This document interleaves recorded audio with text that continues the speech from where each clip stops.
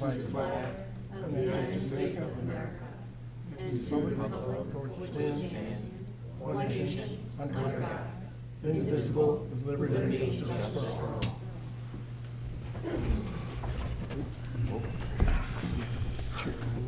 I'd like to welcome everybody to our meeting. There are agendas on that table if you haven't picked one up.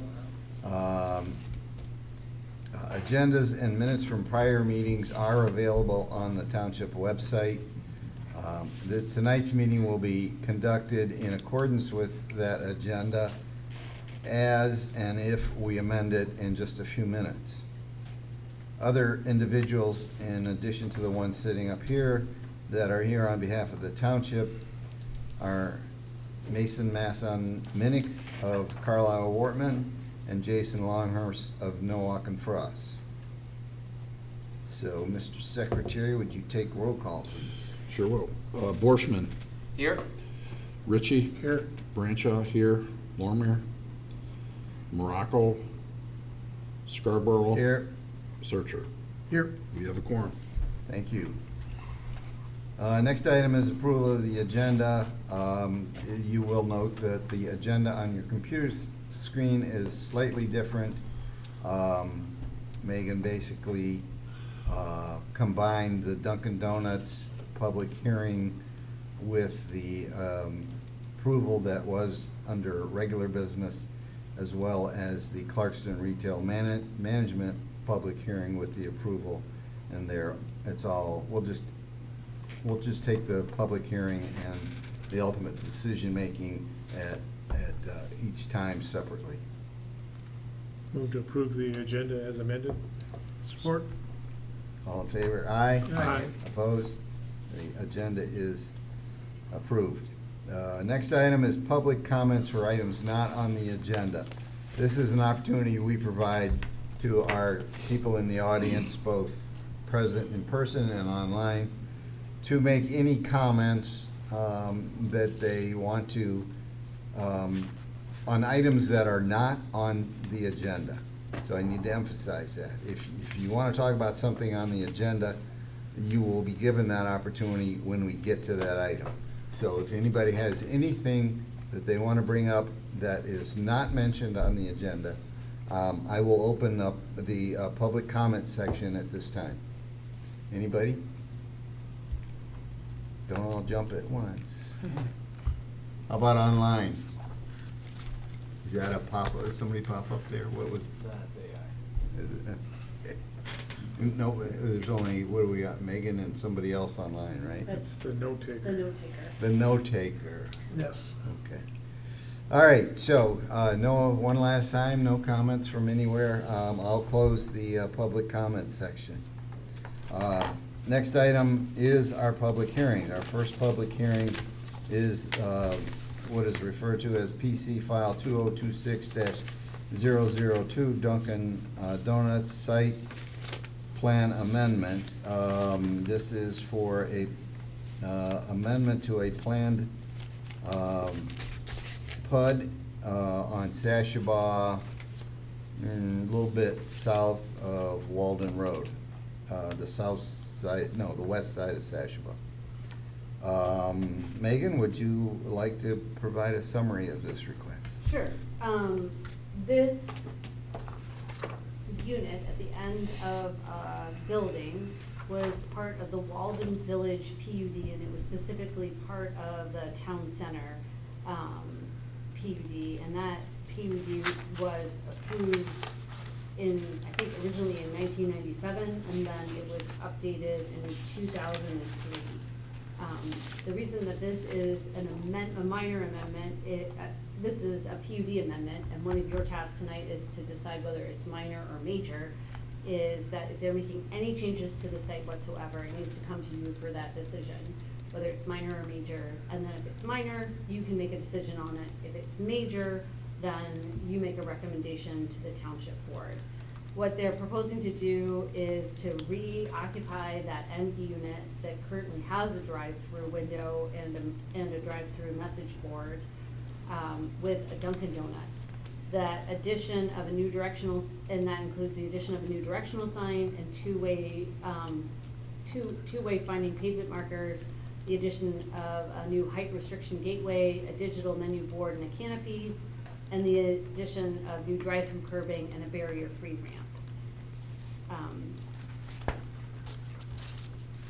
We flagged a couple of things in our, so if you've been through this site and did a site visit, you'll have seen that there's parking in the rear of this building, and that the stacking would be proposed to be in between that parking to the rear and then the pool of, the parking that's more adjacent to the office building at the rear of there.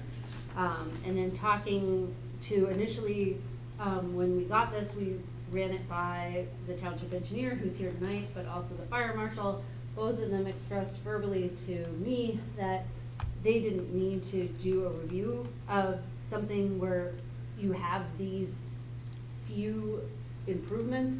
However, both felt that the parking at the rear against the building had been a hazard. And if that situation could be solved, that would be amenable. And when we looked at it, in our site access and circulation section, you'll see that we had recommended eliminating the back portion, those parking spaces, and then making it a one-way traffic, just so that the cars backing up out of the office pool parking could then have a lane where they could go, and then you could also have a lane where the stacking spaces are. Looking at aerial photographs, we saw that always there was parking available to the rear of these commercial buildings in the office parking pool. So if it is employees who are parking in that back area, we felt that that was, those folks could be directed to not park against the building, and could be striped in an appropriate fashion in order to prevent that as well. And we didn't think it would be a parking problem. Because it's a planned unit development, you can waive the parking requirements. We didn't do the math of all the different buildings and what it is. Just because it's a PUD, you can say this is fine as presented. If you wanted us to go back and do the math, you could direct us to do that as well. And if you wanted to do that or wanted to get more information of any way, you should make a motion to postpone. Also, we noted that it was formerly a fast food restaurant and I think a smoothie place before. That generates less traffic than what a coffee drive-through is. So generally, fast food, according to the Institution for Transportation Engineering Trip Generation Manual, that generates roughly 406 trips per day on an average weekday, but a drive-through coffee shop would generate 463 trips during the same time period. So those are things to keep in mind. In terms of no landscaping changes are proposed or required, the lighting, no lighting is proposed to change except for the menu board, and we cited the portion of the ordinance that it must meet. Again, as I mentioned, this was part of a PUD that it was a very large PUD that included actually the property that we're sitting on right now, and then was developed over the past decades. It was updated in 2003, but we have not seen anything in writing that authorizes a drive-through use, but that drive-through use does exist.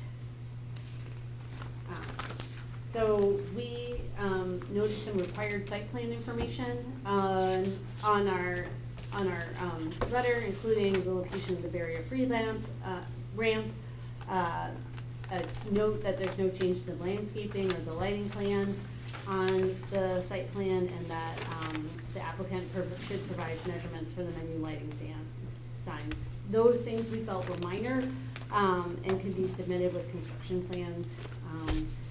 And then what your decision tonight is after the public hearing is to decide whether the site plan amendment is considered a minor or major change. If you decided it was a minor change, you could take action tonight, or you could choose to ask for more information and table it, postpone it, excuse me.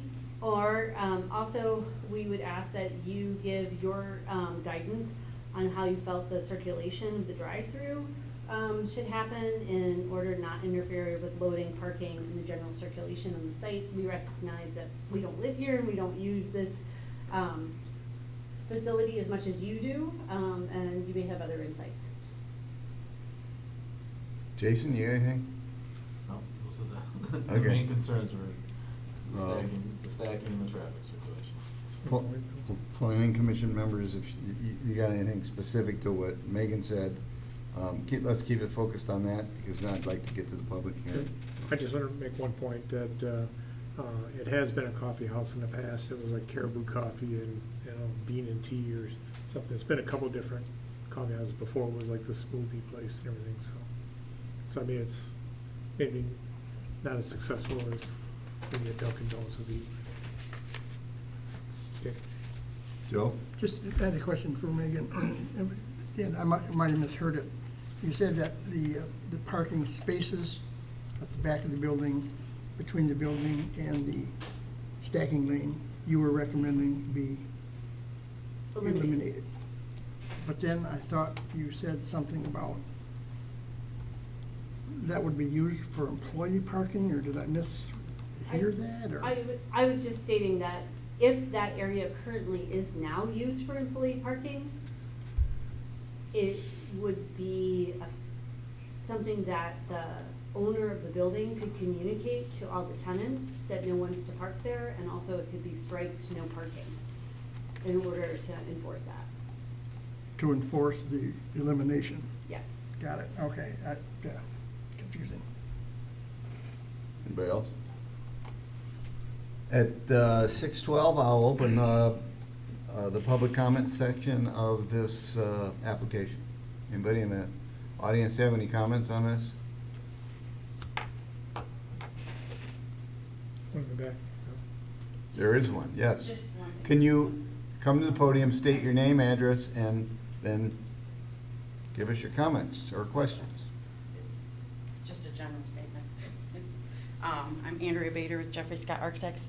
We're the petitioner. I just wanted you to know that I am here if there's any other questions you need from me. That's all I had to say. Thank you. Anybody else? Nobody online? 6:13, I will close the public comment section. Okay. Megan, you said it was updated in 2003, but I think you hinted there was no evidence in that update of a drive-through. No. Okay. So, I have a comment I'd like to make. I have an issue with this application. The initial PUD agreement and the permit conditions give clear indications that a drive-through was not initially anticipated at this location. And we've been having difficulty locating any indication of any form of amendment to the PUD or other agreement to allow a drive-through.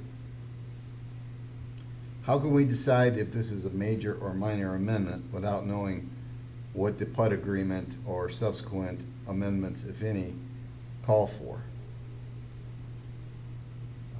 So as a result, and I'm not making a motion, but it would be my suggestion that we postpone this until, to allow such time for further investigation and for us to become better educated on what we are in fact amending. Okay, so that's it. Yeah. Brian? I guess,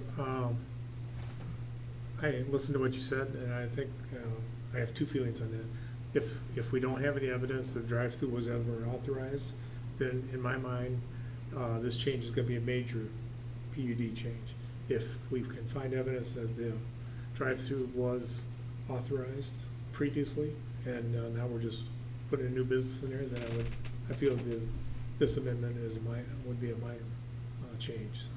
Generally agree with that. Yep. Jason? Agree. Same. Any added comments? Gentleman to my left? Yeah, just a comment, if we were unable to find, well, I guess I go along with Ron here, if we're unable to find any evidence that it was ever approved, then would we be really talking about a site plan approval here that includes a drive-through? Is that what this would amount to in order to make it happen, or what would it be? So if there. I'm talking about if there was no evidence it was Yeah. ever approved. If Okay. there's no evidence, then you would you would find that it's a major amendment because they're asking to add a use to the PUD. And then you would then make a recommendation on that to the township board, and the township board would decide. It would be as if we're recommending a drive-through for the first time. Yes. Yes, okay. Mark? Yeah, I had a couple of questions. I don't know if I should ask you, Megan, or maybe the architect that's here representing them. When you said it's gonna be a one-way, is this that, is that just in the rear that's gonna be a one-way, or are we looking at the south part of the building also, where the drive-through is gonna turn into a one-way also? It already is. Well, Yeah. it's a one-way right now? Yes. Okay, I didn't see that yesterday when I was over there. Oh, okay. Okay, well, that answered that. Were you driving the wrong way? It might have been. Maybe I didn't see it. It's subtle, there is one sign, but then also if you look, the parking at that southern border is angled so that it would only accommodate people coming in from one direction. But right now, in the back, it's a two-way, right? Okay. Yeah, right now in the back it's two-way.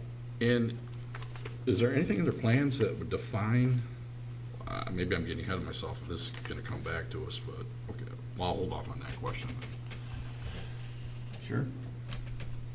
Like, I was wondering, I didn't see it in the plans, but what would define that drive if they have something that would be a drive-through for Dunkin'? I wasn't seeing anything. So they had on page FD1, which is page 8 of your packet, they had a detail where you can see the car, and then behind it, it is an image of a car and Dunkin' drive-through and some lines. That would be what they're proposing to paint on the roadway.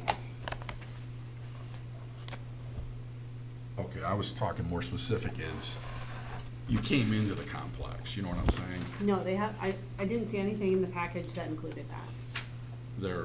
When you pulled in there, like, okay, is there a drive-through, you know? There was nothing defined when I looked at the plans, you know, that I could see that was defined, that there was gonna be a drive-through there, so, I mean, I was just wondering about that. Anybody else? I have, for the purpose of, in hopes that we find evidence that there was a prior approval and we continue this discussion, I'd like to provide a little guidance to the applicant, perhaps on the parking issue, the parking lot issue. I have some concerns with eliminating that parking. I understand why you might want to do it. That parking lot in front of the stores, in my mind, is already congested. I live near there, we use it on occasion. And the fact that the drive on the southern end is one way, you come down that in front of the stores and you get to the end and you've got to turn around. And there's no way to turn around except back and forth. And I'm concerned that if you eliminate the parking in the back, even if there's parking in the office area, those employees are gonna park in the next closest spot, and that'll be up front. And it's gonna aggravate that. So I haven't made up my mind on that, but I wanted to express that concern. Ron? Just to address that a little bit too, I think since there's no development to the south of this complex, normally, I guess, if we had another unit come in there, we would want to have cross-access capability, like you do with Leo's to the north. So the parking lot hopefully would join to the next unit going to the south. I remember correctly, isn't there an elevation drop there? And, but I mean. I mean, you we can have- work around that. Yeah, you'd have to do some development on that, obviously. That would be a good idea to add if we move forward with this. Well, I guess in my mind, just to continue with my comments, about giving guidance, like I say, because if it's a minor, then, I guess my only heartache with this is I think the menu sign being right in the corner, is bad for other traffic that's trying to go around somebody that's ordering, because, it forces you to go wider around the turn there. So to me, I'd like to see the menu board moved around more to the back. And that's why I guess I am in favor of eliminating some of those parking spots. I guess, to me, at least 6 of those spots should be eliminated to. Put the menu sign there. To move the menu sign back a little bit, and then, that way, when they're turning the corner to go to the drive-through, you don't have a car sitting out right at the corner for traffic to come around, so. So I mean, I think the placement of the menu sign could be Okay. better as well. Good. Joe, anything? Nope, no more. I'd like to ask the applicant, first of all, are you the tenant or any of you the owners? And do you have any knowledge of the history of this location? And then finally, any comment on some of our suggestions? I'm an architect, so I do not have much knowledge of whatever was there previously. As for eliminating parking spaces, I have no control over that. We don't own the building, we're only a tenant, so that'd have to go to the landlord to discuss that. We can see if they would be amiable to it. For the menu board is located on the back of the building, actually. This is just it's the optimum amount of distance from our order point to a pickup window. That's optimizing it, so we can see if we can move it. We do have directional signage that shows there's a drive-through. And then it'll probably also say on the building that it would be a Dunkin' drive-through. And then probably on the main sign as well. Okay. Other than that, that's all. I wrote. Thank you. Mhm. Megan, would you think it might be a good idea for them to approach the landlord on that topic and get some input? If it's a major, it's definitely gonna involve the landlord, so. Yeah. Okay. We would encourage you to talk to the landlord on that. Okay.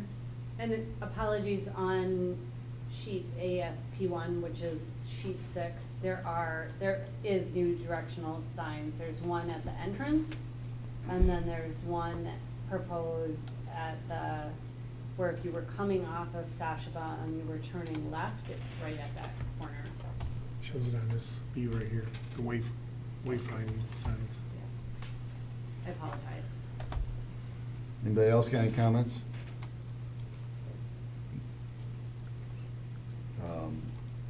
Somebody want to make a motion? Again, if the motion is to not postpone, then the first thing we should do is decide if it's a minor or major. I'll make a motion that we postpone it until we find out exactly the history of this PUD and if it was authorized for drive-through. You can name the PC file number, so we have that record. Yeah. PC file number 2026-002. Do we have a support? I'll support. Let's do a roll call on that. Brancha, yes.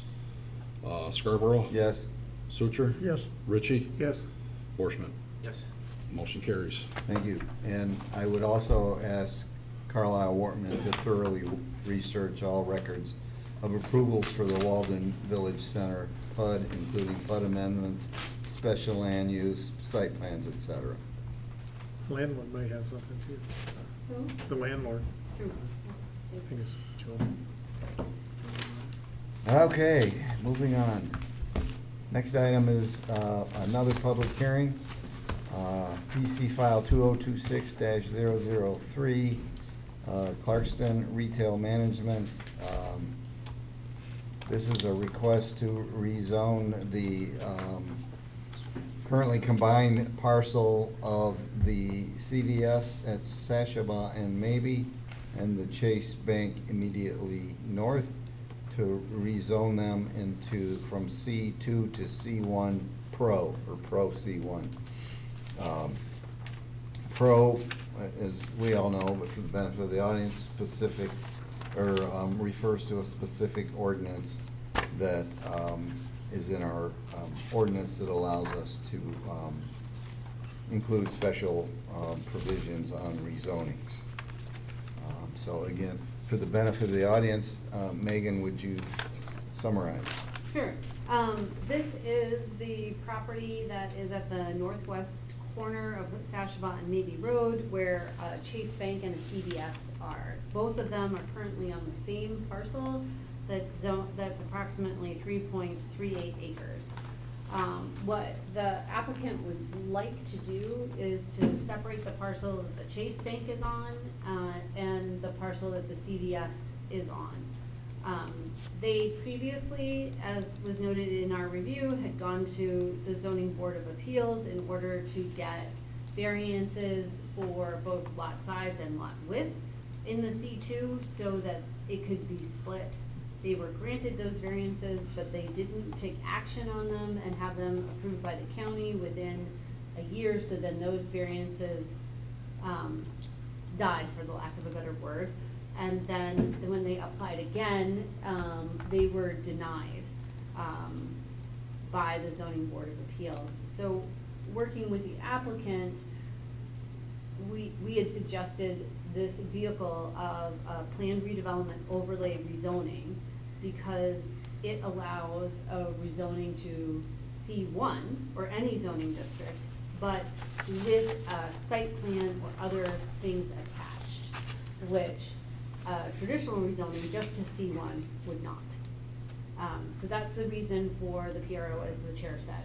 And they want to divide it into two parcels. Those two parcels would meet the C1 setbacks, lot width and lot size, so they could be split. And that matches with this, with the master plan, because the master plan looks for this area to remain general commercial. C1 is a lesser form of general commercial, and the proposal from the applicant is that they're not gonna change the buildings, they're not gonna change the landscaping plan, they're not proposing any physical additions, it's just really that they're gonna put lines on. And then the red dotted lines on the site plan that was in your packet show where easements are, either for utilities or cross-access. Because a concern could be that once they're split into two properties, somebody who's entering from Maybe Road wouldn't be able to circulate all the way to the Chase Bank, as they can now because they're under one parcel. So if you are concerned about the landscaping, there are final site plans that are attached to both of these developments. They're not pegged to the parcel, they're pegged to the development. One's for CVS, one is for Chase Bank. They were developed at different times. And so with every PRO, you recommend to the township board approves, and at the time of township board approval, they also sign a PRO agreement. So those landscaping plans or more details on cross-access easements, et cetera, could be conditions that are placed in the PRO agreement. Finally, earlier today, it was brought to our attention that in C1, retail uses are allowed, but with a cap of 10,000 square feet. The CVS is 12,900 square feet. The Chase Bank is only around 4,000 square feet. So what would be necessary if you found that you wanted to recommend approval of this is that you could also make it conditional on them receiving a variance from the zoning board of appeals for that 10,000 square foot cap, so that it would be an allowed use on that property. Okay. Jason? No report. Planning Commission members, any direct questions to what Megan just said? I do have one. You said something about, one of the concerns was about cross-access. Now, wouldn't the cross-access, to change that, wouldn't the applicant or the owner have to come before us and ask for that change?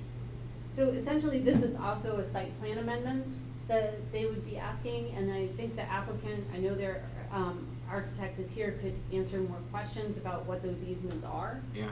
Because there are some easements that are existing. Okay. And what, we could just say, contingent upon the cross-access remaining, right? Yeah, or you could also ask for more details and that being approved by the township attorney. Okay. I don't know that those cross-access agreements, for example, allow a Chase Bank customer to cut across in front of the CVS and access the Maybe Drive. There is a cross-access easement referenced on the plans. As best as I can see, it appears to indicate the main drive coming in on Sashaba. I don't see any indication anywhere else of others. So I think the site functions very good right now, cross-traffic and everything, and I just want to make sure it maintains.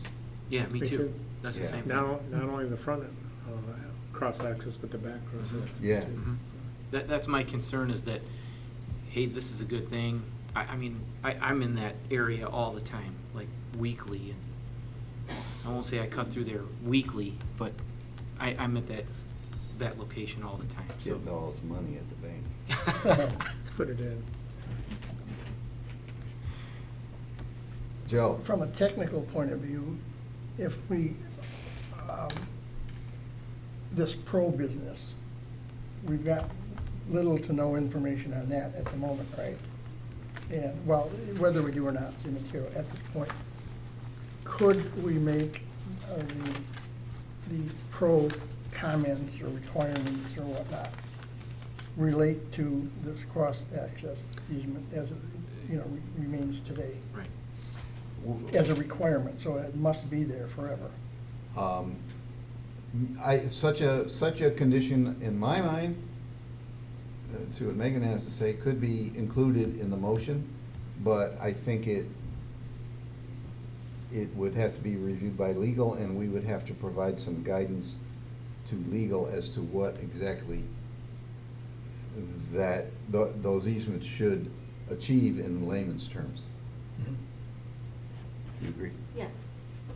Is there any, we'll get to the applicant, I guess, but we could ask them directly, do they foresee any changes upcoming, and what kind? Anybody else? If not, I'll take, at 6:33, open the public comment section. Anybody in the audience Yeah. like to say anything on this application? Anybody online? No? No applicant? I'll ask them. At 6:34, I will close the public comment section. The applicant here?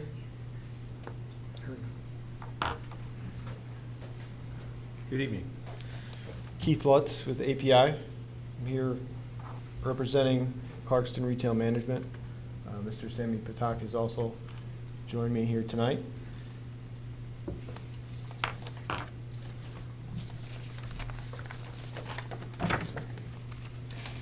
I heard you talking about the traffic issues here before the meeting, and talking about this with the shortcut through and the access drives. Those are very important. The easement, the way it's shown on there as far as the shared easement, is just for that central drive. At the moment on that plan, it does not include that back driveway that goes back behind. And to answer your other question, at this time, there is absolutely no plans for any modification or change to the site. We're in agreement with you. It works great the way it is now. Okay. Would you be willing to provide additional cross-access agreements that would basically, Protect that, in use, make it all one piece? protect that drive. Well, like I said, The I mean, main- even people from the hardware store next door come through there and go out to Mabee Road. I mean, I'd like it, be able to cross in the front of the buildings and behind them. I can appreciate the needed isolation of the drive-through window, so it doesn't need to cover Right. that. Right. But, yeah, I mean, you think you could accomplish it? Willing to expand the easement, yes. Okay. I think what we're worried about is if it gets sold, we want it to go in Yeah. perpetuity, right? So- Right, exactly. Or, even if people's interests change. No, I'm just saying, if they want to Yeah. change, if they want to limit that for some reason, then it should have to come back for us to. Exactly. So, Okay. Just Joe?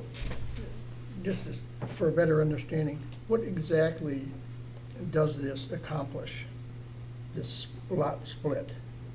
In terms of no changes to buildings, no changes to circulation, no changes to square footage, no changes to this, what is changing? What changes is the ability of the applicant to split the property and He was on this. sell one of them. Okay. He's coming up to speak. Oh, sorry. Good evening, ladies and gentlemen. So I'm going to tell you about my journey in this property. So I bought this property, the Chase Bank, from a developer last year. Based on this property was split, and this is what I bought it based on from Independence Township. So I bought it, it's a triple net lease. Chase Bank pays everything. They pay taxes, insurance, everything. Technically is a passive, rent for us. So for some reason, Chase Bank did not pay, the taxes on time. For that reason, the approval of the split did not go all the way through. So technically, right now, I own the Chase Bank property with the indicated parcel, and CVS owns their parcel. So it's two owners within one parcel right now. Because it's a little, it's a dilemma. Because when I bought it, I bought that parcel that was approved to be divided. So because of, the tax situation with Chase Bank, then we had to start from, ground zero from the beginning and start the process. So last year, I went to the ZBA, and based on the city's recommendation, the township recommendation, they said, it's not a big deal, we missed the date, nothing changes, they should be the same thing.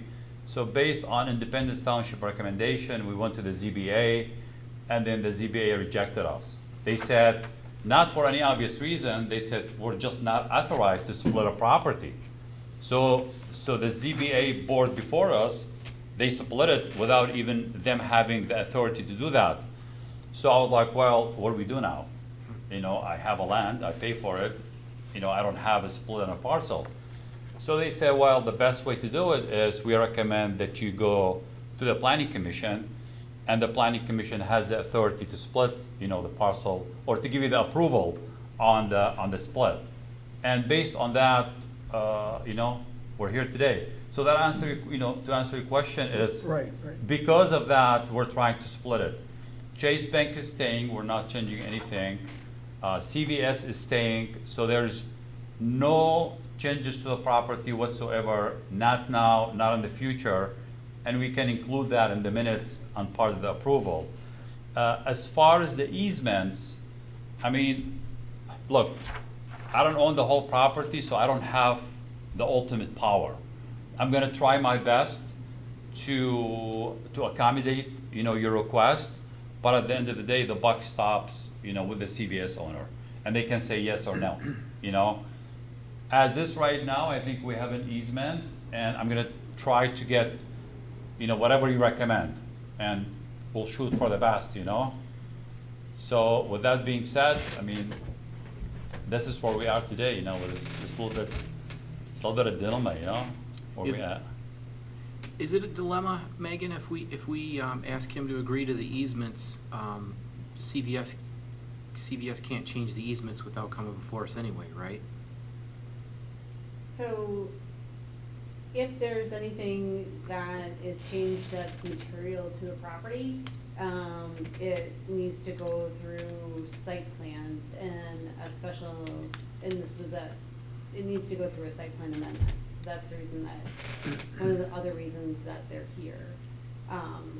In terms of, that amendment could be handled at an administrative level and then be done administratively, but as you know, a report comes to you and you have a check. Whether you agree with what was done, what the administration would like to do, or whether you wanna bring it up to site plan level. I think that you could handle that with the PRO. In terms of the CVS property owner not being here and not being at the table, at the moment, I think that you could make a recommendation for those cross-access easements to be part of it. And ultimately, the PRO needs to be approved by the township board in 2 readings. And so hopefully during that time, they could be brought to the table and be asked to meet those. And your recommendation comes with conditions, but your conditions aren't necessarily binding. What's binding is what the township board approves. Did I answer your question? Yep. Can we get page 30 put on the screen? Because that shows where the property split plus the variable width common driveway easement.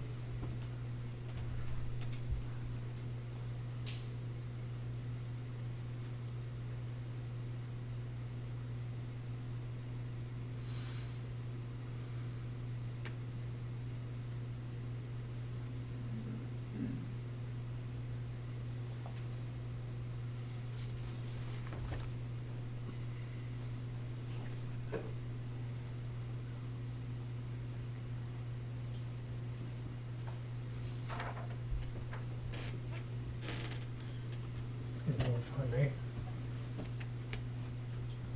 Okay, so this was the split line, correct? Yes. Right. Yeah. And then there's a 50-foot setback on each side, but basically it's hard to see on this one, but there's the variable width common driveway. That's the line that goes all the way across right there. That includes access here and here, and back here. So, to me, as long as this is right, this variable driveway width, as long as that is maintained, I think we should be good, as long as nobody cuts off the cross axis. So, in this case, it looks like everything is north of the sign, north, so if maybe we don't need to involve the CVS because his portion here is the part we're discussing, right? So That might be easier. That's why I say, that's what I Yeah, want everybody to see, if that's the split line, everything to me is to the north of it anyway, right? So we technically control the drive, I mean, to me, it's open to the public, the way it is right now, nothing will change. Right, but I mean, we wouldn't want you to shut it off to Yeah. to that person either, so. Exactly. Well, my only issue is I don't really understand what cross-access means totally. I don't know if it means that somebody coming from Chase can cut right across here. It probably means they could cross that topmost line and, but doesn't mean that they can come straight through and cross here and come out over to here. I don't know. Well, to me, we still want that, so I mean, if we're dealing with the top parcel, I guess we should just say we want that in there, and then And- if CVS comes to us, then I guess we'll have to. And the lawyer would have to interpret it and see if it gives us what we want. Yeah, Mr. Chair, I would offer, I've seen these 2 ways. One where we have easement areas that delineate all of the drive aisles so that a car can traverse anywhere and be within a shared area. We've also seen them where it's like blanket, where it just covers all the paved areas on the site. Those are kind of the two ways to do it. I think there's some gaps here with just having it be on that single shared driveway, where that's the area that cars from either site can use. But a car from CVS couldn't necessarily go onto the Chase Bank site outside of that easement area because there's no provision that says they're allowed to do that. So I would recommend they look into that. That's the provision we want to put in. Yeah, so that I would Okay. look into that a little further. Yeah. Okay, thanks, Jason. Dean? Yes, I agree, just don't know what the process is. I want to emphasize, I appreciate your predicament, but this is a new PRO rezoning request for us. And our ordinance defines procedures and has a list of items that need to be included or should be included in the application. A lot of those I don't see, like the cross-access, landscaping.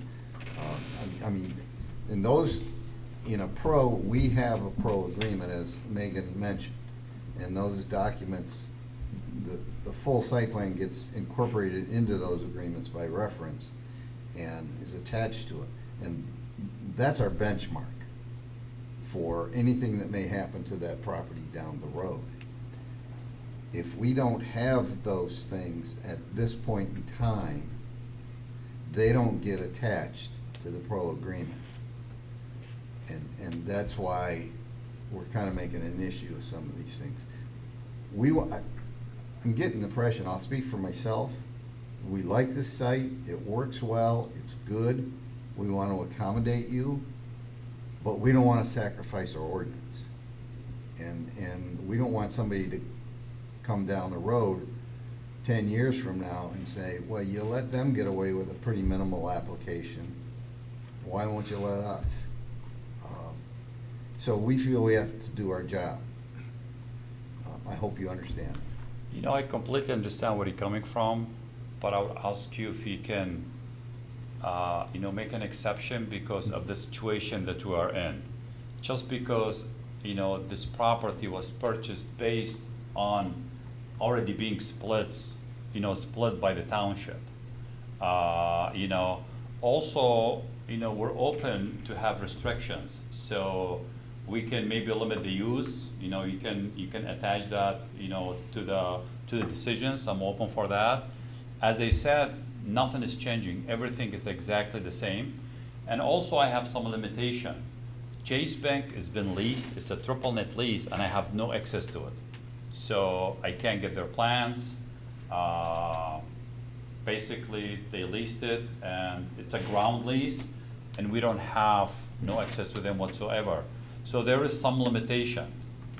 And as I mentioned earlier, we based our purchase for this property based on the split that we already had in hand. So for that reason, I would ask you if you can be, a little bit lenient with me so we can get it through. Okay. Pick up on one of the things you said. One of the things we don't have is an understanding of what restrictions we would put on allowed use. That's one of the things you do in a pro rezoning. You specify what uses are allowed. Do you have any idea what you would like that to be? It's Chase Bank is going to be bank, and it's going to be a drive-through bank. I mean, that's what it is for now. For now, that's the key Yes. word. Okay? I mean, where's banking going? Who knows? That's a good point. We need restrictions on it. I want to give you flexibility, Mhm.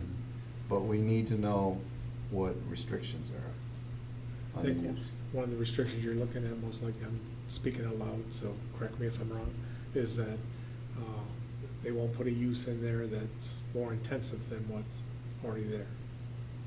Is that what Yeah, I you mean? mean, that's kind of like what you're yeah. talking about as a restriction, right? A drive-through or something similar, I mean, it won't be like something industrial or oil change or.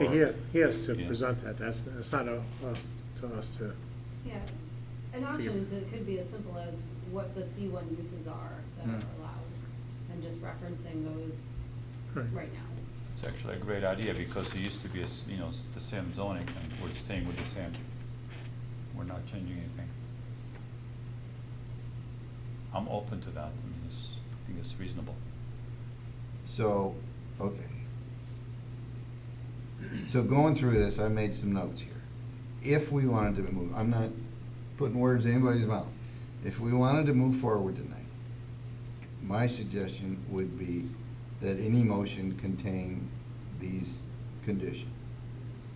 A review of cross-access easements with appropriate description of what it needs to accomplish. Inclusion of the existing landscaping plans and verification that they represent what exists, and I think Megan alluded that can be done, correct? Okay. Designation of allowed uses, or I would change that allowed uses would be any allowed use in the C1 district. The granting of a variance on the size of the CVS building. And one final thing which we haven't discussed yet, a left turn sign in the pork chop. It doesn't work. The pork chop going out to Sashaba, I see people turn left all the time. Or they cut straight across. Which, Yeah. I'm guilty of it. It was debated in the original approval. Oakland County was encouraged to require the pork chop. It got built, so I'm going to assume that it was required, but it's not working. It's a pretty soft pork chop. So that would be a condition I'd like to see, is You're a no saying left turn sign. It doesn't force you to right it. Yeah. It allows you to go straight. Oh, no, a no left turn, right? No left turn. Right turn only. But that's what it is now. He's saying there's a sign there, but everybody cuts straight across. Yeah. Right here? Yep. Yeah. So, I want to stay focused on this list. Did I miss anything, Megan? Did I miss anything? Anybody else? That's a lengthy list. It would probably be a little out of the norm for us, but I'll leave it to you guys. I'm comfortable with it. I think we should go forward with it based on those conditions that Okay. Bill's put up. Yeah, me too. And make sure they have it all done before they seek at the township level, if all those conditions are in there. Well, that is an issue. Well, It can be. Getting this enforced, because, we're gonna possibly approve it with, hopefully, the PRO reflects what we want it to. We don't know what it's gonna reflect, because we don't approve it. Well, and that's The township board approves it. just the way our ordinance works. So if we want those things that we're saying we want, and we're certain we want them, maybe we need to find another way of doing it, because this isn't gonna do it Well, necessarily. I respect your spirit and where you're going with that, but if we require them to come back with all this information, township can still take it out. That's true. It's a little harder maybe, but they can still take it out.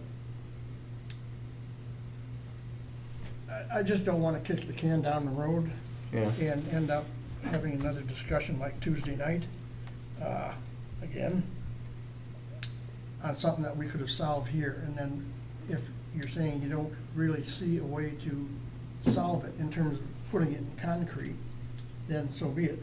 That's the way our ordinances work. I'm just trying to do the best we can this is what we want to have happen, here's how we're gonna make it happen. Well, wouldn't we just make a conditional recommendation based on the conditions that those things are met? You make Once a- those are met, then we. You make a solid recommendation with those conditions. I Yeah. guess that's the same thing. Yeah. Yeah. Would that be what you're looking for? Well, yeah, I don't wanna go back and forth on this, but the pro is not something we're gonna approve. We can say this is what we want in it, but we're not gonna approve it. The board's gonna approve it, and they can turn around and say, you guys forget it. we're not approving anything you just said, and we're doing it this way. That's what I'm saying. So what you're saying is there is no guarantee. No matter what we put in the motion, we can't guarantee that it's gonna be done. Yeah. I have strong confidence that Megan's review memo to the board will place strong emphasis on these recommendations.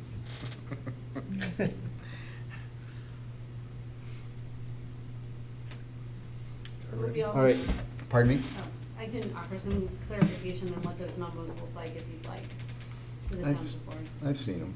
Okay. Is anybody want, I don't want to speak, you guys want clarification? Sure. Okay. Brief. What we do is we'll have a table where it lists what your recommendation is, and if there's a recommendation with conditions, we'll list those and whether they've been met or not, and how they've been met, if they've been met. Okay. I got the list. I will make a motion that the planning commission recommend to the township board, well, I'll back up, PC file 2026-003, Clarkston Retail Management. I will make a motion that the planning commission recommend the township board approve a rezoning from C2 to PRO C1. Megan's got her hand up. Just point of order, I mean, did you close the public hearing? Yeah. 6:13. Yeah, Oh, apologies. okay. Now, start over or continue?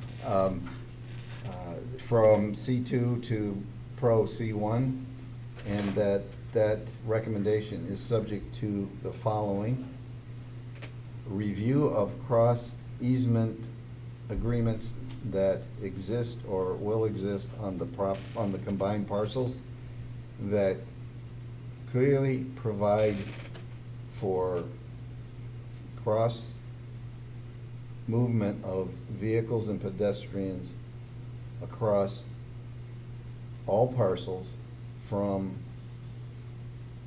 the north end off of the hardware parking lot, the Sashaba entrance, and the Maybe Road entrance. Does that sound like it covers everything? Okay. Inclusion of existing landscaping plans and verification that they represent what exists there today on both parcels.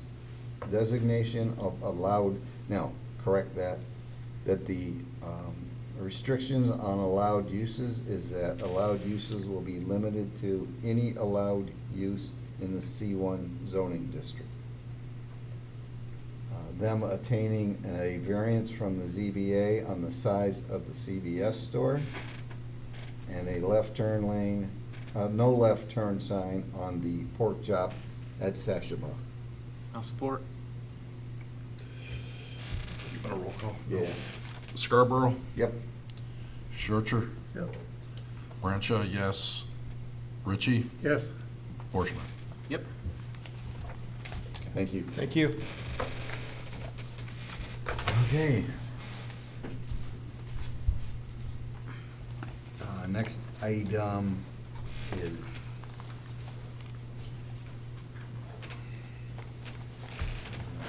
Eagle Ridge. I guess we didn't. Okay. PC file 2024-006, third amendment to the master deed for Eagle Ridge Estates. This is item G3. So, I'd just like to say this is an unusual request. In my years on the planning commission as well as elsewhere, I've never been asked to approve a master deed. But that's what our ordinance requires, so we're doing it. Our task is to make sure the master deed document memorializes what we approved in Phase 3, which is the addition of 35 lots of Phase 3. Master deeds do not get into the details of that a PRD agreement covers. They are different documents. Megan, you want to add to that? No, I think you summed it up. It's just that this is required by section 610 from the Independence Township zoning ordinance. Question, comments from planning commission members? Joe? Nope, I was just Oh. writing my notes. Unless you wanted me to say something. Only if you want to, Joe. I will comment, there was a condition on some of the prior approvals that language be included in the master deed and/or bylaws, I'm not sure the proper place for it, that requires markings and sign protection on wetlands and gives the HOA the ability to enforce that. Mr. Chair, the applicant is here and could probably give more clarity about. Anybody got any questions? If not, I'll see what the applicant has to say. Come on up. Thank you. Yeah, if you're specifically asking about that comment, that language is in the master deed. I read it, I couldn't see it in the master deed. Is it in the master deed or bylaw section? Okay, it's in the bylaws section? I was asking the question to clarify. It's definitely in there. When you said that you read it, are you speaking about the packet that you have? Yeah, All that is an amendment to the giant master deed for Eagle Ridge Estates. Okay. So that is literally all that language is doing, is putting into play 35 lots. The language for the wetlands is in the master deed that we did for Eagle Ridge Phase 2. Megan and Jason, do you agree that it's in there adequately, or should we make it subject to verification? You can make it subject to verification. I haven't read that. I haven't been given that master deed. Yeah, our review focused on the drawing that accompanies the master deed. The township attorney reviewed the master deed, so.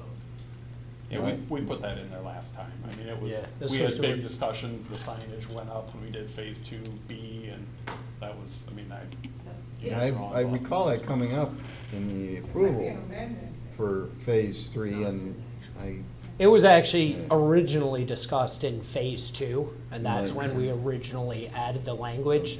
So again, this is just adding additional lots. The language is exactly the same.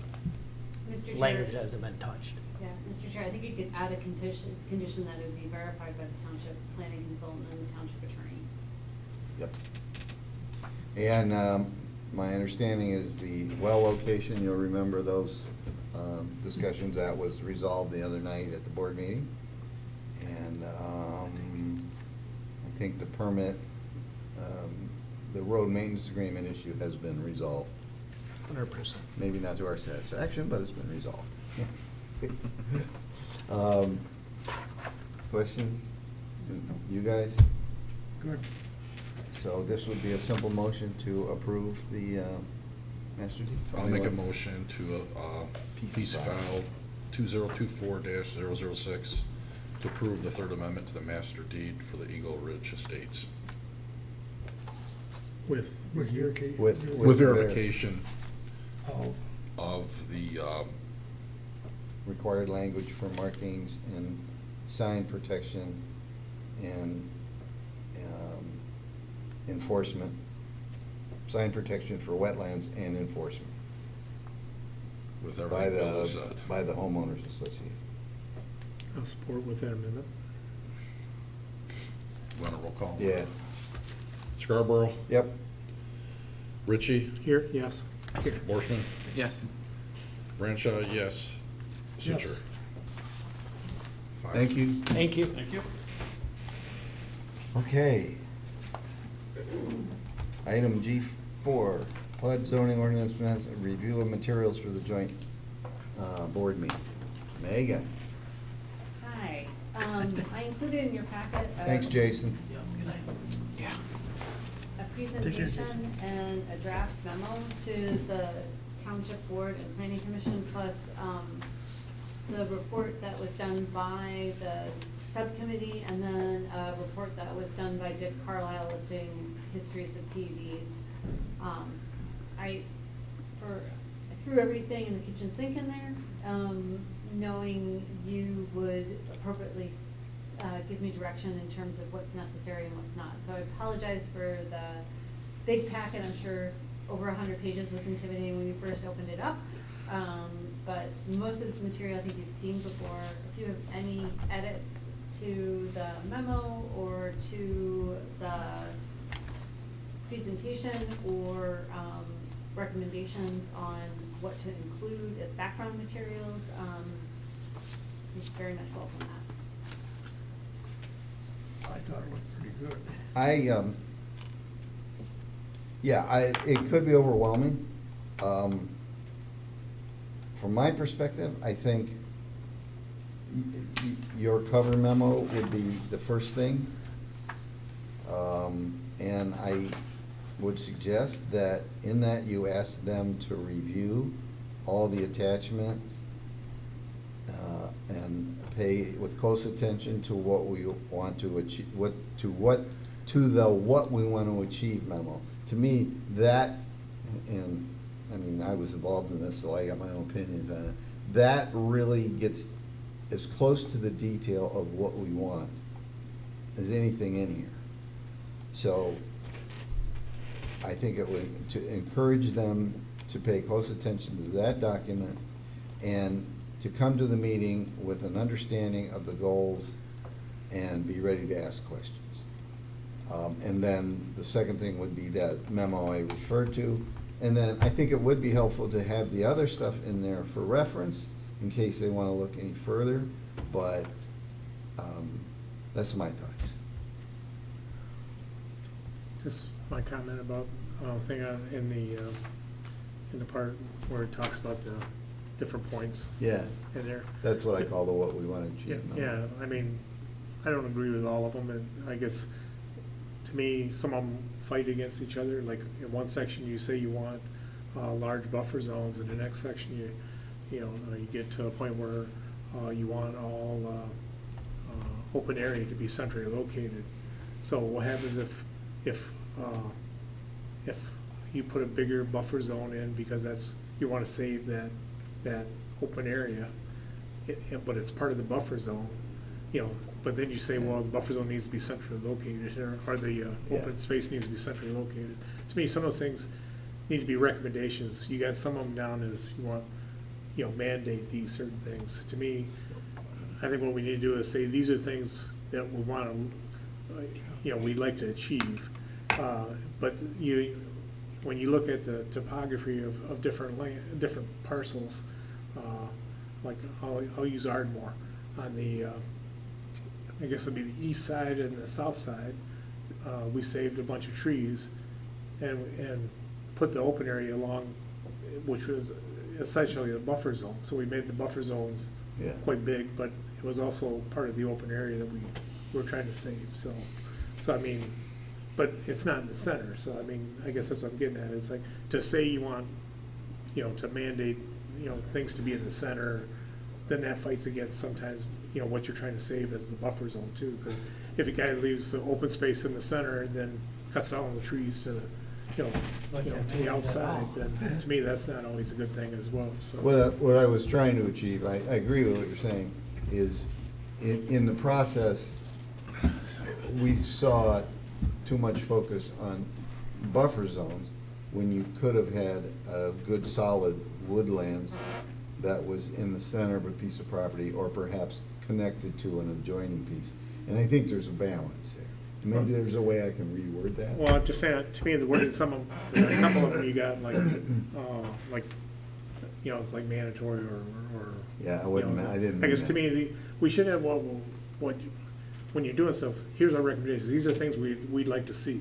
And like say, if the buffer zone becomes part of the open space, if it's all grouped together, because it's achieving the animal traversing corridors and stuff like that, because all these things kind of end up getting mixed together sometimes too, Yeah. depending on the topography of that, so. So I just want to caution about, saying, this is Agreed. mandatory or, that type of thing. Was not my so. intent. Let the minutes show that Sam Morocco arrived at 7:09. You guys got through all the stuff quick. Yeah, without you here. I'll be surprised to know what happened. Well, better late than never. I guess a few other things they talk about. I guess I just want to warn, like some of the things you're requiring, like that you say you want to require like side entry garage or boulevard entrances to the subdivisions, and then again I get back to depending on whatever the topography is, those things might not work. And I guess sometimes, and it's like you talk about tying density to how good of building materials and different things, which I'm not necessarily against, but it also goes against trying to do something that, affordable housing too. So it's like a double-edged sword. So I'm just trying to say, I just don't like some of the words like require or demand, mandatory and that type of stuff. So. Okay, I got you. How about where possible? Well, Yeah. I think the other thing is like, You're promoting it. well, the other thing you is, know? that's what I say, to me, these are recommendations. These are what we'd like to see in your site plan. And I think that's what Yeah. we've talked about in the past. So to me, we need to organize them as, these are recommendations, and the more of these you hit, the more favorable you are to us, I guess. That's- That's really what Right. we're Are we saying. dialing in the talking points for the group meeting? Is that? Yeah. kinda That's so what I that was we using don't- these things, we so. Kind of don't get through some of what your points are now before it gets to that point. Well, I just was saying that when I'm reading these, I guess, Right. I can already see some objections. And it's like, when you put things like, required or, must be. It's more goals and objectives Right, and. well, as I said, but you on know. the same thing, like say, what you want is, these are things we'd be looking for, it's kind of like the pre-construction stuff that we Right. do. To me, this is like, hey, if you're gonna do a PUD, these are things we would like to see. These are things that make it more favorable or palatable to us. So, Basically raising the standard to qualify is Right. what the whole objective is, Well- as to what are we getting in return, because we've been getting less and less. Yeah. And it's a privilege to develop under a multi-use zoning, that's why they have to ask us for it. well, I'm just You saying, know, it's so, like, but, right. I don't want this to come across as like, you must do these things. Because, if he comes in with a plan that, for whatever the topography is for that land, or, whatever the, if he's trying to do affordable housing, then, it's like, some of these, they're not gonna be all brick homes or, stuff like that, things Right. things that are on your checklist to get more density, he's not gonna meet those because he's trying to build affordable homes, so. Well, I think I'm in that just- situation, you're. Let Brian finish. Oh, yeah, sorry. Well, I'm just saying that, to me, to me, these should be recommendations to gain PUD approval, not mandatory things. To me, Yeah. what's mandatory is you have to get the votes of the planning commission to get approved. That's what's mandatory, so. I'm not I got you. objecting to it, to me, I think that's more the direction it should be in.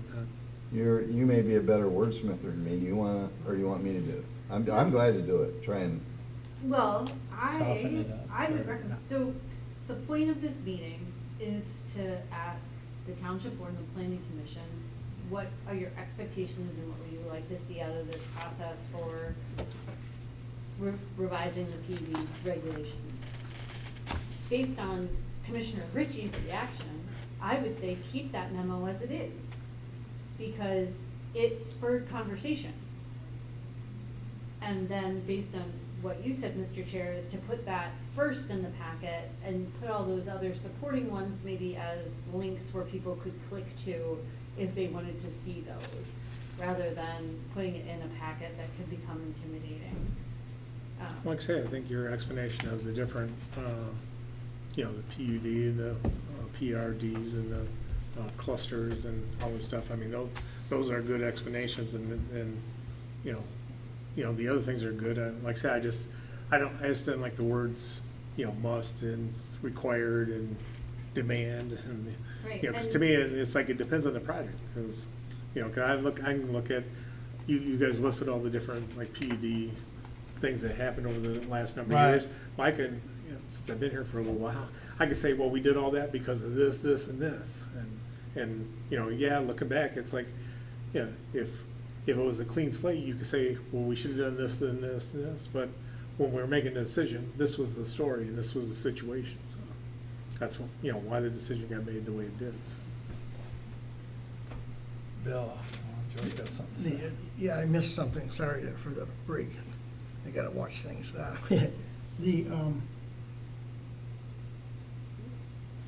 Because you don't want it mandatory, and I agree with that, these steps, and I don't know what you talked about in a minute I was going here, so. But would we want the petitioner, we've listed the steps, they're not mandatory anymore, they're nice to use or Suggested, something. yeah. But would we want the petitioner to be able to go through those 15 steps to explain why he didn't meet them? You say, we did this, but we didn't do this because the topography prevented it, or because of this, which are legitimate, but it gives some reason why he kind of like skipped over 6 of the 10 nice things. But I don't that gets back know, to it's just how part we. part of what you had in here though too was, they were supposed to put like without the PUD and you developed it, it's kind of like the alternative site plan. Yes. Yeah. To me, it's like, that gets to that same point. It's like, without your approval to do higher density or whatever, this is what I can do, but with, if I make these improvements or I do these things that are on your recommendation list, can I go to this? And that, to me, that's the method I think you guys are trying to get at, is like, it gets the public to see what the benefit is. I guess trying to use what Sam was talking about it. You get the whole story. Yeah, that's really what, to set some standards, and then, and maybe some of those standards are improvements from where we currently are, but then provide incentives for them to get a benefit if they hit some higher standards. Right, well, that's what I'm getting at. It's Yeah. me, if you want more density, or you want certain things, then, well, these are things we'll be looking for. Yeah. Right. These are recommendations that we want, so. My biggest thing that I'm interested in is the baseline of the minimum, we had no baseline. So I think that we need to establish a certain baseline of buffering and setbacks, and that's where we start negotiating. I think it's ridiculous that we start with nothing and then you just start randomly qualifying for stuff. That's how you get in trouble with planning commissioners that don't know what they're doing, or they don't know the history of it, or they all switched over, everybody's new. Like, the whole point of this, exercise, in my opinion, was to create a baseline. Like, if you're gonna do a PUD and we're gonna allow you to do it, and it's adjacent to residential, that there's a minimum of a 50-foot no touch zone, no matter what. And if it's a non-vegetated touch zone, then it has a vegetation requirement. But if it is a natural feature, like which we did with Monarch, where they couldn't do anything around the perimeter, but there should be some baseline. And I think that going off of using the example of the current standards, like we have ridiculously low standards of how close you can get to commercial or multifamily or things like, they're not relevant. Like, you can jam up to 20 feet to a commercial building, but you gotta stay, 100 feet from a residential home or whatever. And I think that stuff, I wanna see baseline parameters. There's no reason why, if you're gonna assemble a bunch of pieces of property with a bunch of different zonings, that you need to be anywhere near 50 feet of the property line at any time, no matter what. That's just too, now that's where the density comes in. Like, I'm all for, if you get a density bonus, it's because you're not impacting the streetscape, you're not impacting the residents, you're not impacting the adjacent properties. That's how you get your density Agreed. bonus, Yeah. not I'm putting in some more street trees, or I'm gonna throw in a playground. You're still negatively impacting everyone, and you're applying benefits to your people that you're profiting from, that you're selling to. And I don't think that is not what I'm as interested in your exercise that you've been talking about, is having some baselines. Because you could say, I'm throwing in a 17-acre park in the middle, like we were supposed to get across the street, and I'm throwing in a playground like Parks of Stonewood have, and you know what I'm saying? But that doesn't that doesn't stop the negative impact on the community or the surrounding properties or the character of the community. That's where I think that we need to I would fight for a baseline, and then inside of your community, whether it's as quality or not, that's kind of the developer. If he doesn't want to do nice stuff for the people inside and it's not going to sell well, that's less important to me than the impact on the community and the surrounding property owners.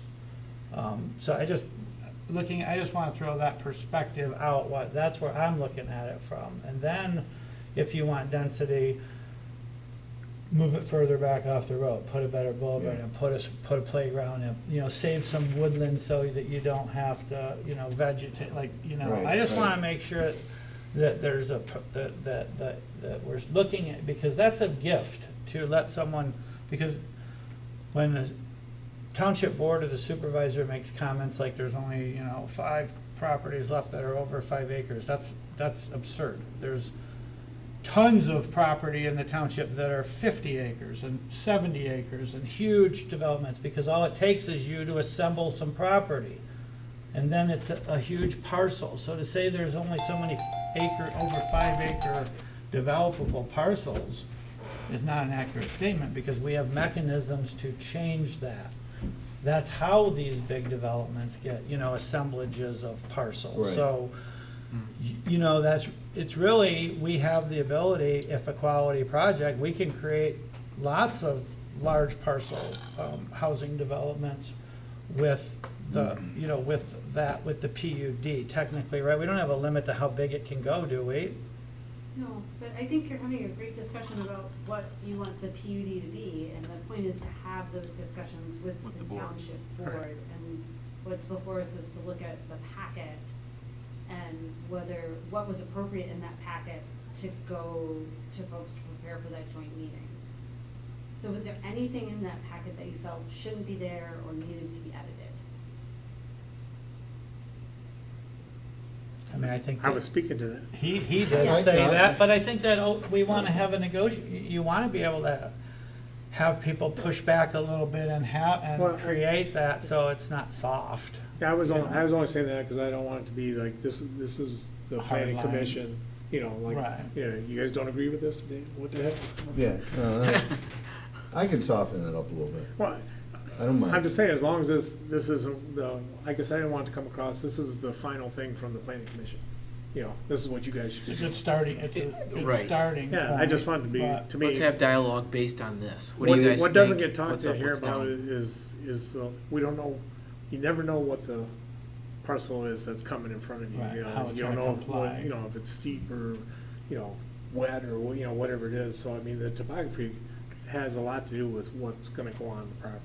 Well, maybe I could soften that memo, I could change the introduction and say that this is being submitted to you.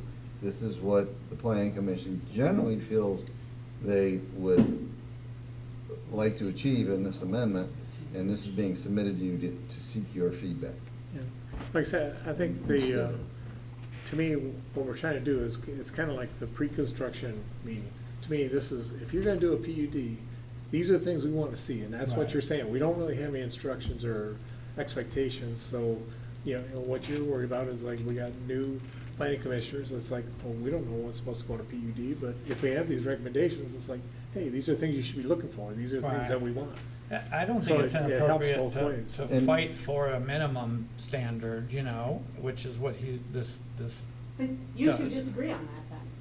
Well, I'm not saying everything, that's what I'm saying, Right. I'm in favor of buffers, but to say that, it has to be side entry garages or boulevard entryways or whatever, it's like, depending on what you're building, maybe that's totally inappropriate. I guess, why is that mandatory? I mean, guess as a that's- builder, I agree with you on some of that architectural stuff, because that stuff's property size driven. And if you're going to give somebody a cluster option or high density or condo or 60-foot wide lots, you can't always have side entries are tougher to do in that application, But I'm just saying, the more, say they want, if density is the goal, then hey, we want these things, Right. these are things we'd be looking for out of that, and then maybe then the boulevard entry or the, side entry garages or all brick or, whatever, those might be things that all come in to play, but don't make that a mandatory thing, and then now somebody's like, hey, I wanted to put in, 6 houses here, but, they're gonna be affordable housing, not, not all brick, 4,000 square foot ranches or whatever, so I mean. Well, the $500,000 and $600,000 homes in the township aren't built any better than affordable housing on a lot of them. It's all the same building materials nowadays. And like I said, I listen to You know? everybody all the time about how you can't build an affordable house anyway, so. You it's like- not, well, if, so. Okay. But I guess what I'm getting at is like, if you drive everything to be $1 million house, it's gonna be pretty tough for. No, I agree. For people, so. Mark, did you say? Well, I was just wondering, listening to Ron, and Ron, do you think there should be some minimum standards? There should be able to, we should have a minimum standard in order to For do a these pods? PUD, I guess I'm like Sam, I guess I might disagree with what size should be, but I do think there should be buffering and I guess instead of saying, the vegetation, I guess if the vegetation's there, that's fine. I guess if it's not there, then we need to raise to me, I always thought we needed to raise the landscaping requirements, so I mean, that could, you could have higher landscaping requirements and all that kind of stuff, so. Yeah. what we didn't like is like across the street, they literally let them cut right up to the people's fences and then cut the branches off the people's trees that were hanging over when they put the utilities on. Like, that's how invasive that PUD was allowed to be across the street, and that was ridiculous. So that's where this, like, the minimum is driven from. I mean, you literally, But we watched that We happen. kind of addressed that already, I thought we addressed, like, when you're putting something next to residential, I thought we increased all the buffers on that already, so. You did. You did, didn't you, Yeah. Sam? Of- The setbacks, well- multifamily setbacks off a single family. Well, setbacks from the building envelope is one thing. The clearing and utilities, I don't know that we've ever dialed any of Right, that in, yeah. and that's what I'm talking about. They ran a sewer right down the fence line and cleared everything and cut the branches off the top of it, and, in order to get the equipment in there. Well, we didn't really focus on that when we approved where the house, where the Wasn't something we townhouses looked at. were gonna go, or where the trees were gonna be planted, that impact was kind of an unforeseen situation that maybe, now we would look a little closer in. But if we had a minimum, whatever that agreed minimum would be, then the utilities and those things would be inside that minimum. And the focus is the negative impact is to what's around what you're building. And I think that I like that you have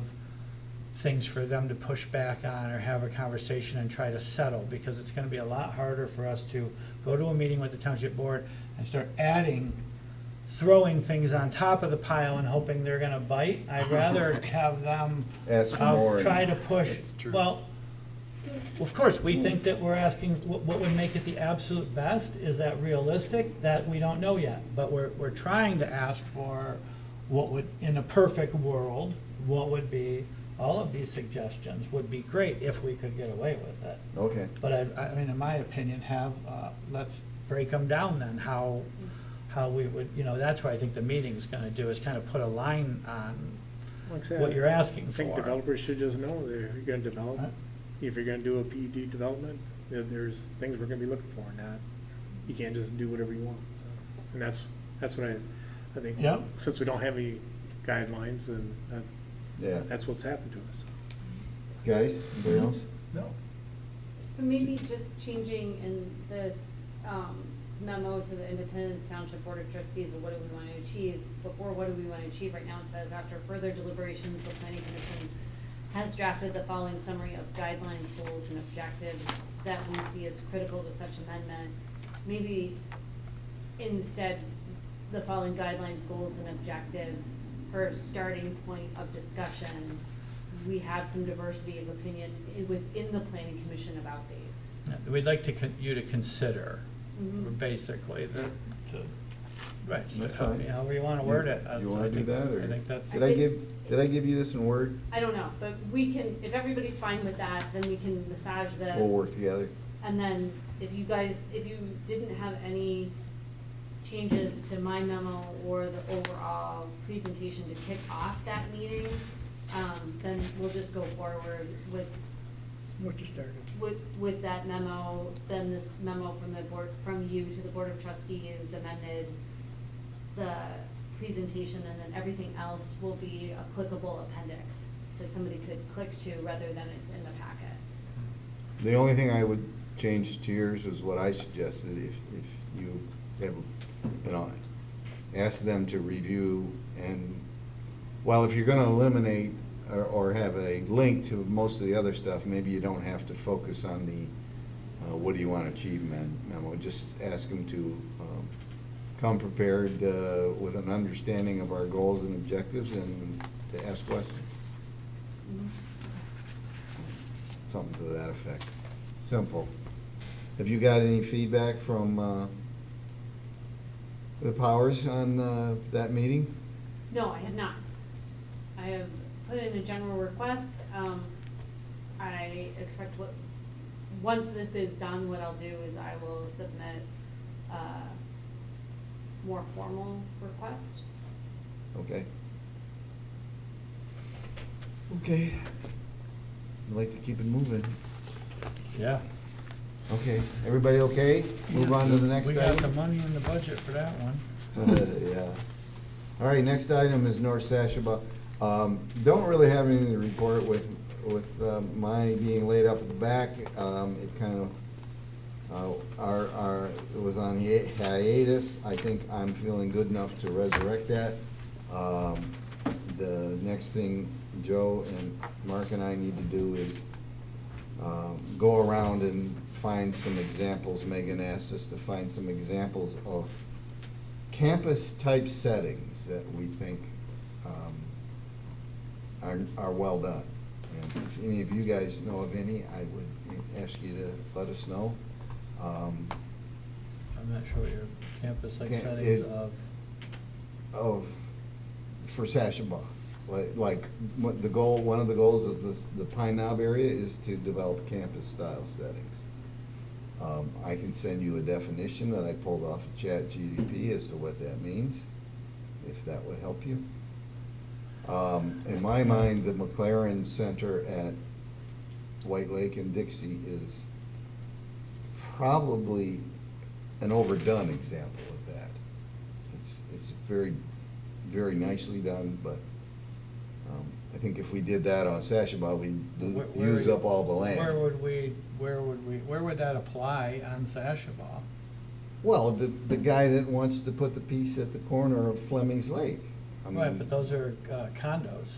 well, it could apply to a condo complex. It was just that's the language that's in the master plan. No, I get it, I don't know with, with Monarch being there, with the steel whatever that company does, I don't even know what they do there. With, if the condo goes in, we're pretty, limited on, Available space. the other stuff, the Rite Aid's a PUD already, that's already been, has Yeah, a but- plan. I'm just, There's other land, there's I'm just understanding. not a what lot the- of parcels, I'm just but trying to figure there out are the some. difference between the campus style and how it's described as they should be off the road, they shouldn't be up by the street, it's not walkability setup, which is, refers more to the campus style, but it's kind of like a mixture of words being used, because that is the design is to, get it off the road, not be retail, not be really walkable. It's not designed like, the Sashaba corridor, so, but, Just what would be helpful, what I expressed to the committee was what would be helpful for me are examples of what you want to see on Sashaba, be it campus style or if it's residential or whatnot. What are those, what's a model that you look at and you say, that is what I'm looking for in this area? Whether, and I think we could, based on the conversation, expand the scope, that it's not just campus style, but it's also maybe residential or different things, so that we have through visually, then you have a shared understanding of what you're trying to achieve. And then once you have that, you can write a code based on that. Okay. So anyway, that's what we gotta do. We'll get moving on that again. Administrative approvals, there were none. Approval of last month's minutes. Anybody have any changes to them? did they get sent to you guys for review? And Yeah, send it back to Megan. I wasn't at that one, so I, Is everybody good with the minutes, sir? You good with the minutes? Secretary, you're good? Yep. So I'll move to approve, we need to approve those, right? yes. Move to approve the meeting minutes for the May 14th, 2026 meeting. Second? All in favor, aye? Aye. Opposed? And, next item is consultants report. Megan? The Dixie, highway rezonings that you made a recommendation on at your last meeting are scheduled to go to the Oakland County Coordinating Zoning Committee on June 23rd at 12:30 PM. We should get a report and a link to that meeting, next week, according to, Scott Cree, the planner at Oakland County, who, staffs the commission. I've sent an email to both the planning commission chair and to the township supervisor asking who should attend. And after that step, once the commission makes their recommendation, the recommendation can proceed to the township board. Also, wanted to let you know that we've had submissions for, for the upcoming July 9th planning commission meeting. One is a PUD amendment for a sign change within a PUD. And then the other is a coffee shop that's proposed for 6674 Dixie Highway. For those of you who are involved in the pre-application meetings, that was the one that you saw, that I believe it's called Seven Brews, is the name of the franchise. 6674, where? Where's that? I'm trying to find it. I don't remember It's that. gotta It's be- the old Burger King. Oh, the old Burger King. Oh, Oh. Was there a pre-con meeting on that? Hmm? I didn't go to that. Was there a P2 meeting on that? Yes, there was a P2 meeting on that. I I didn't know believe it was that. one that you were unable to attend. I don't- Oh, I okay, didn't must go have to been that a either, couple did I? months ago then. It was, Okay. Who went to that? Bill, did you go to that? I think I did. Joe? Who else was I there? didn't go to that, did I? I don't think I did. I don't think so. that's directly across from Starbucks? Literally. Burger King. Yeah, the Burger King, the old Burger King. I looked at it, it looks like a decent site plan to me. Joe, Yeah, I thought it was good. did you go? Huh. I guess any refurbishing of that would be nice. Yeah. Yeah, well, they would demo the building. Oh, that's good. They Yeah. have a- That's even better. Better. Yeah, they have a very small building, and what they don't have a window that you come to, either people come to the parked car, and, On roller skates? no, in order, yeah, or they order Playboy through the bunny app, and outfits. things I like are, it. so kind of like Culver's in some ways with the running back and forth. Oh, yeah. Okay, that's kind of cool. Yeah. And we love the revitalization in the DDA district over there. Right. Would be really, really nice, and then we'd get landscaping and all that other good stuff updated, so.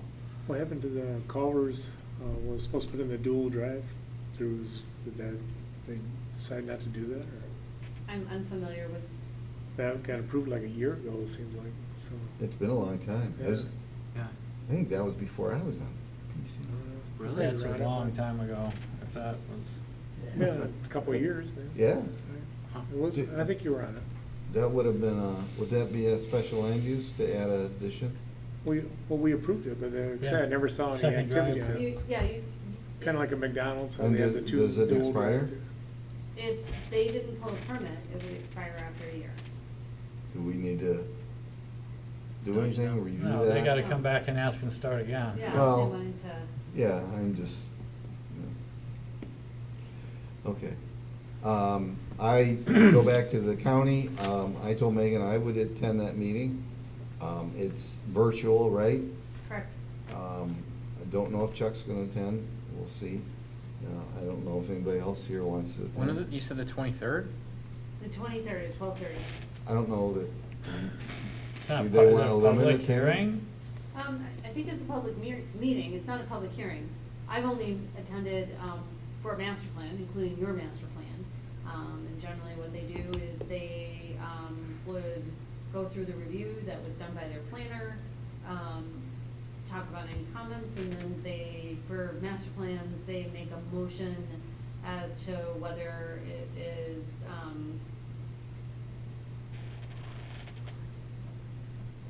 it was not incompatible, it's a double negative.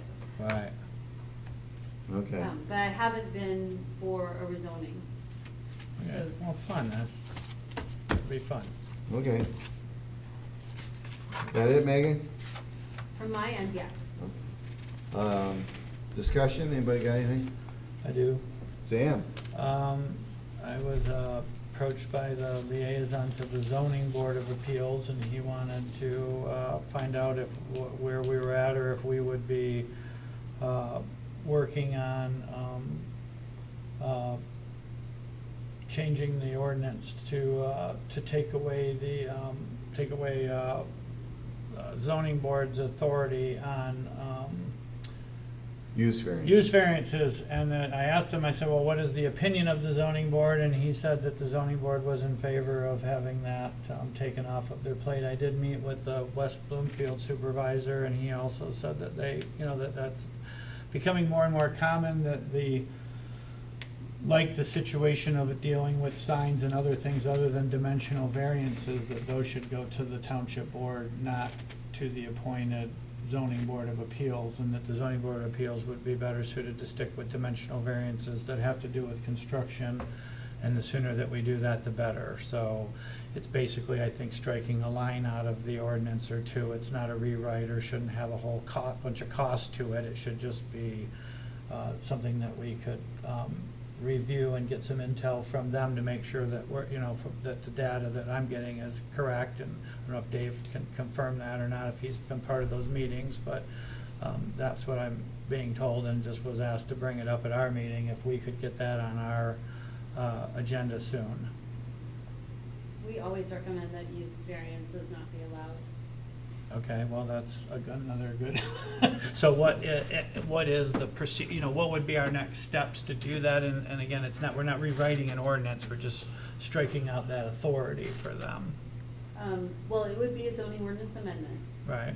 So we would need to bring some language to you about that. And a public hearing? Yeah, you would have to have a public hearing, and then it would go to the township board for 2 readings and an approval. Do you feel you could put that together within the constraints of your current budget? Let me check into that. Okay. If you can? If I can. If you can do it, if you can't, let me know before next Wednesday at 2 PM, and I'll put in a budget amendment for it.